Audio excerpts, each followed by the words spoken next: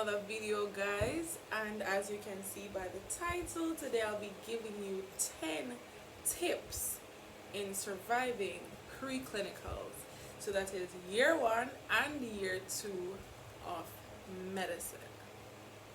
So my degree program is the MBBS DDS program, which is 5 entire years.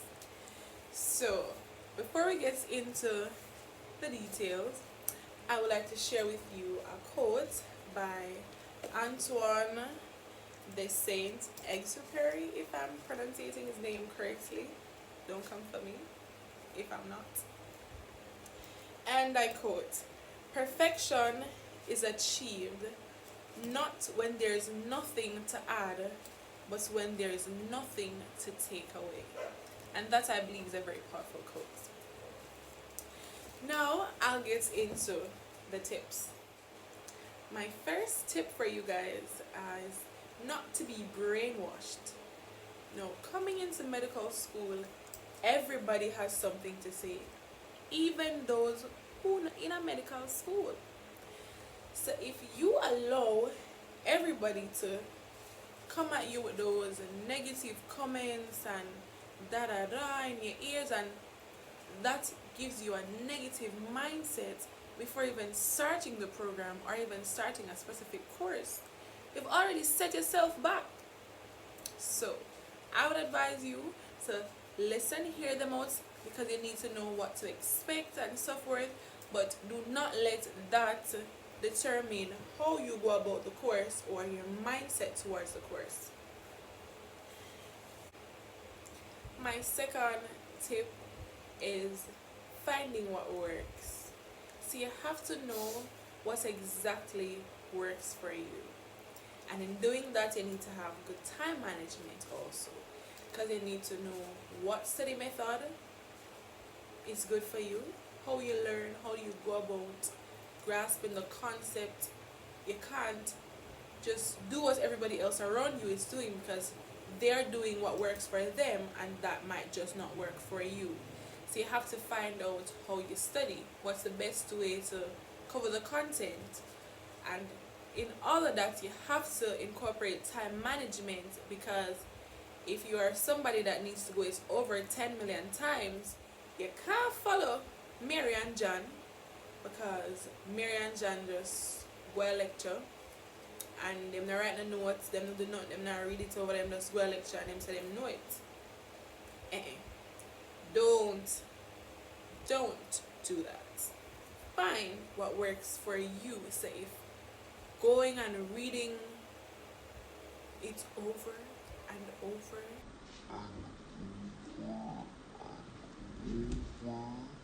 will work for you, then do just that. You may not necessarily have the time to go it over 10 million times, so you have to explore, especially in your first semester, what exactly works for you, so that you can adjust and maneuver through the program easily.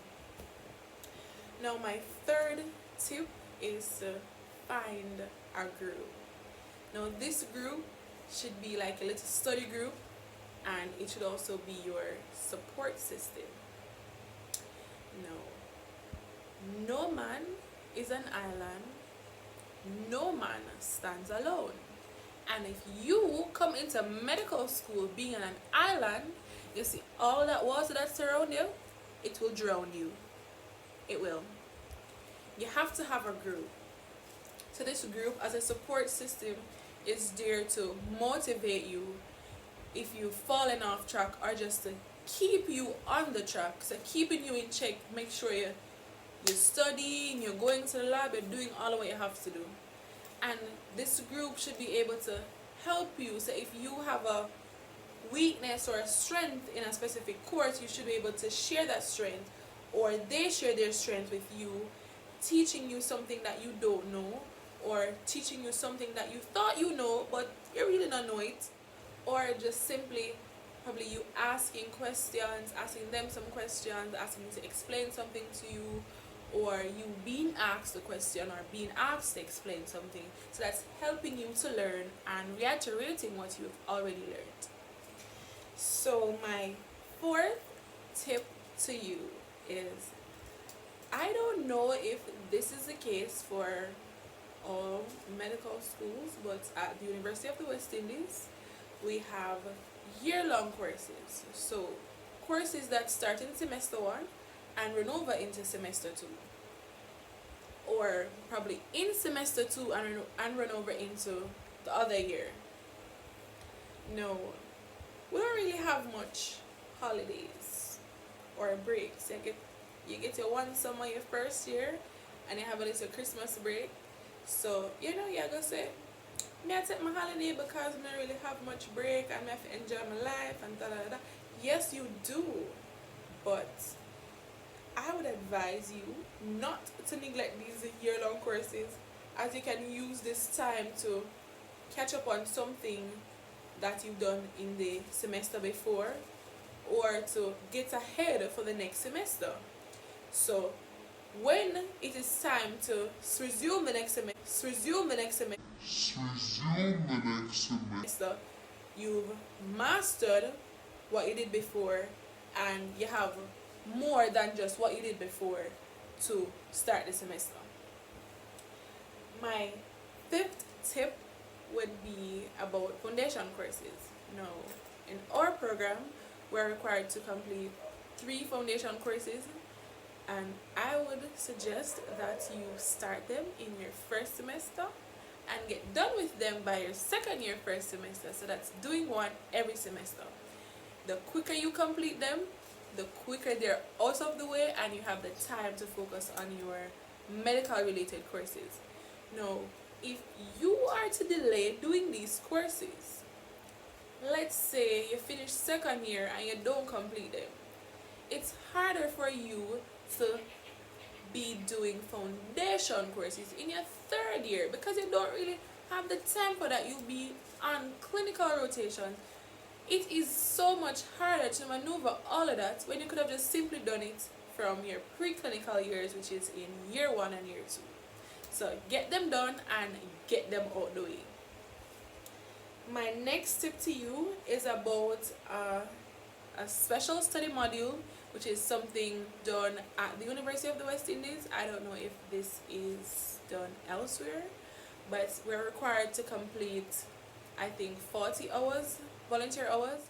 It is not necessarily asked or said to be done in a medical facility, but I mean, if we're becoming doctors or medical professionals, why not do it in that field?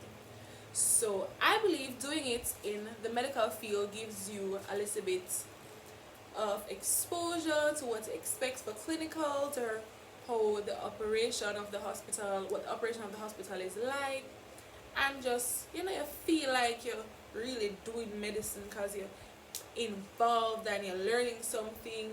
Like in doing my special study module, I learned so much by just asking questions, or just by observing and being told certain things that at that stage of medical school I probably would not have known, and I would not have been exposed to that.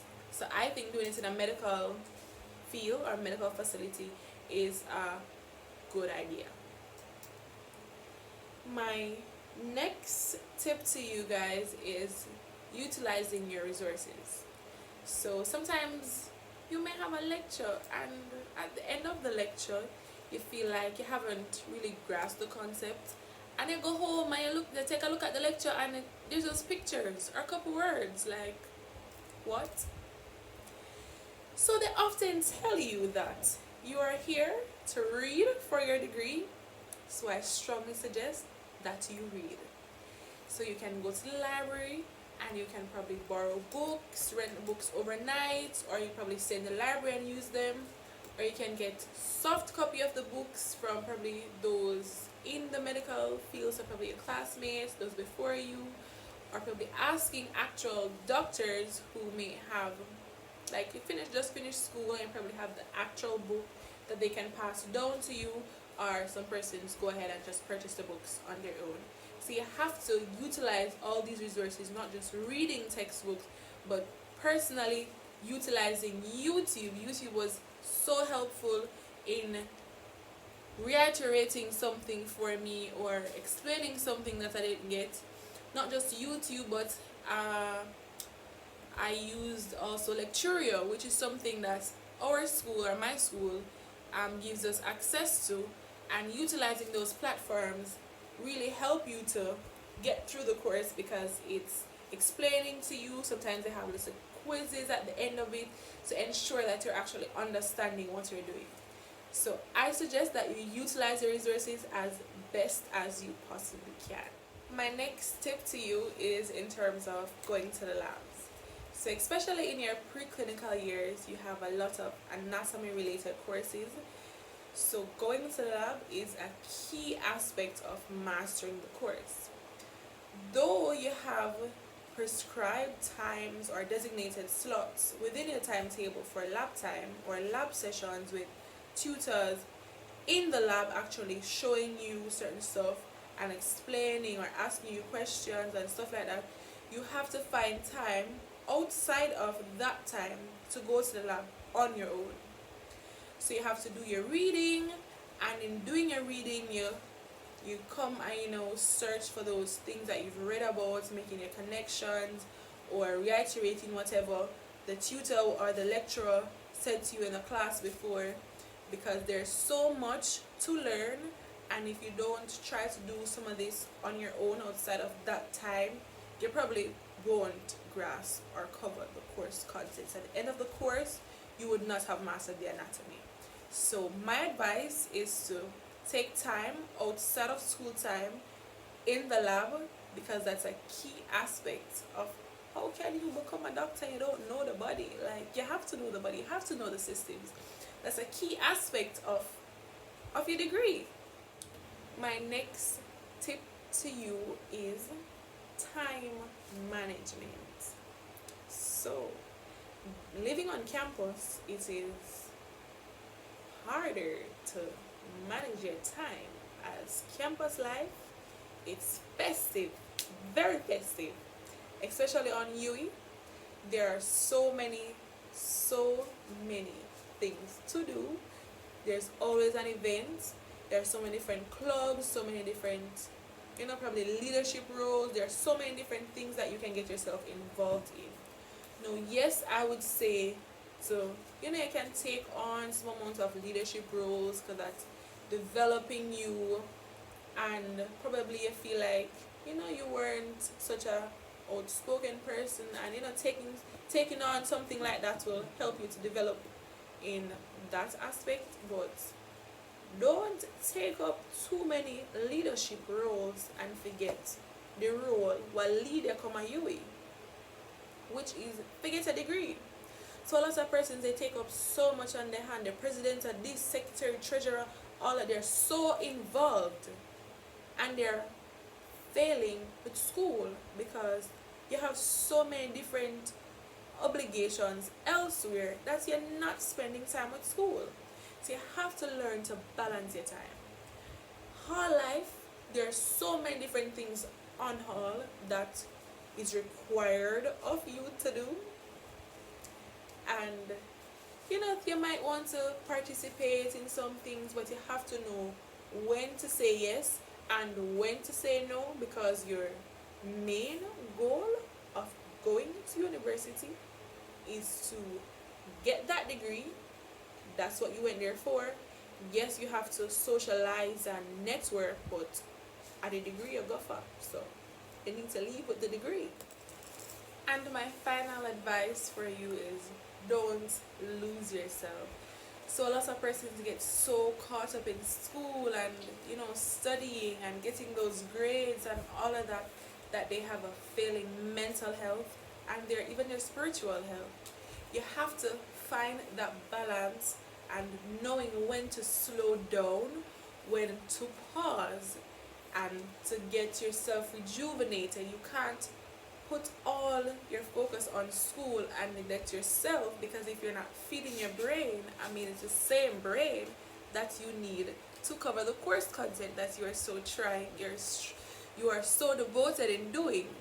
So you cannot afford to lose yourself. You have to keep a balance between school and You sometimes you just need to take some me time. Geez, sleep. Eat some food. Don't lose yourself in the medical system. So I also wanted to share with you a medical fact, and be I also wanted to share with you a medical fact, and with the current pandemic of coronavirus, I figured I would share with you what exactly a virus is.